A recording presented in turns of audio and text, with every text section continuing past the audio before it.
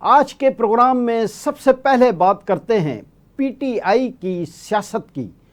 ملک میں پاکستان تحریک انصاف کی سیاست نئی کروٹ لیتی نظر آ رہی ہے۔ ایک طرف تو بانی پی ٹی آئی کے جیل سے باہر آنے کے امکانات معدوم ہوتے چلے جا رہے ہیں، تو دوسری طرف پی ٹی آئی کی اندرونی سیاست پر روز نئے چیلنجز درپیش رہتے ہیں، جس کی وجہ سے پارٹی بظاہر اندرونی خلفشار اور عدم استحکام کا شکار نظر آتی ہے۔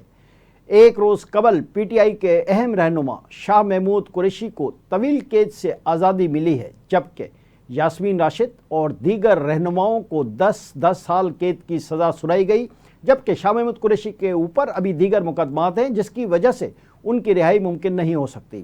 ان حالات میں پی ٹی آئی کے سینئر رہنما شاہ محمود قریشی کی رہائی پی ٹی آئی کے اندر مشکوک انداز میں دیکھا جا رہا ہے اور ان کی رہائی کو کسی ڈیل کا نتیجہ قرار دیا جا رہا ہے۔ تاہم شاہ محمود قریشی کے قریبی حلقے اس کی سختی سے تردید کر رہے ہیں اور وہ یہ کہہ رہے ہیں کہ ابھی شاہ محمود قریشی کے اوپر 8-10 کیس مزید ہیں۔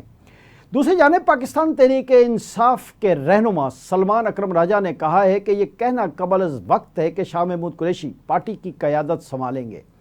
سلمان اکرم راجہ کی طرف سے اس قسم کا بیان شاہ محمود قریشی کے حوالے سے بہت سارے خدشات کو جنم دے رہا ہے۔ اسلام آباد ہائی کورٹ میں میڈیا سے گفتگو کرتے ہوئے انہوں نے کہا کہ شاہ محمود قریشی پر ابھی بھی 8-9 مقدمات باقی ہیں، ایسا نہیں ہے کہ وہ باہر آ رہے ہیں۔ سلمان اکرم راجہ نے کہا کہ ابھی دیکھتے ہیں کیا ہوتا ہے، فیصلہ ساز منصوبہ کیا کرنا چاہتے ہیں۔ پوری قوم کو بتایا جا رہا ہے کہ نظام انصاف اب نظام انصاف نہیں۔ ان کا کہنا تھا کہ ہم لڑتے رہیں گے، ہم عدلیہ کی آزادی کے لیے بات کرتے رہیں گے، پورا نظام کنٹرول میں ہے، یہ عوام کے لیے چیلنج ہے، زندہ قومیں جواب دیا کرتی ہیں۔ واضح رہے کہ لاہور میں انسداد دہشت گردی کی عدالت نے 9 مئی کے شیر پاؤ پل پر جلاؤ گھیراؤ کیس میں پی ٹی آئی کے رہنما شاہ محمود قریشی سمیت 6 ملزمان کو بری کر دیا۔ انسداد دہشت گردی کی عدالت کے جج ارشد جاوید نے رات گئے کوٹ لکھپت جیل میں ملزمان کی موجودگی میں محفوظ فیصلہ سنایا تھا۔